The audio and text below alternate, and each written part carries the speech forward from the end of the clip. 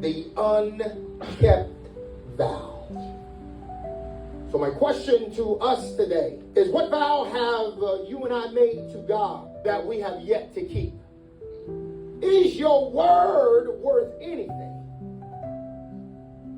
Because if you make a promise to God and you don't keep it, God is still waiting for payment. The first two talking about the promises that we make to God that we often don't keep, and then there's a cost that comes along with it. The last one reminds us that even when we are unfaithful, God is still faithful. When we don't keep our word, God still keeps his. Oftentimes, Bree, that this relationship, this covenant that we have with Jesus Christ is often one-sided.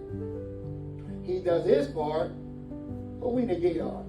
You see, we've all either heard it, Jazz, or said or thought it. It meaning this: Lord, if you get me out of this, I promise I'll never do it again. When you don't keep your word to God, there were consequences. See, I need us to understand that maybe it was in the middle of a crisis, a financial, relational, health, or legal issue. Maybe it was at the bedside, or a reckless decision you may have made, as I've often described and just did. In that moment of desperation, promises from your lips fly easily. But once relief comes, I ain't got to worry about that no more. God is good. Won't he do it? Those promises that you made to God quickly fade into the background. Making promises to God we do not intend to keep is no small matter. It's not to be taken lightly. Vows to God are serious. They are covenantal commitments. In other words, you're in a covenant relationship with Jesus. You committed to this relationship with Jesus. You've made promises to Jesus, and you're not keeping it. His promises are unshakable, immovable, and eternal. Go to Isaiah 55:11 if you want clarification. But often we are the ones, Wanye, who fail to uphold our end of the bargain. What if you promised the Lord that you haven't gone back to make a payment? It's better that you not make a vow than make one and don't pay it. Solomon was the wisest man, but he teaches us that empty vows dishonor God.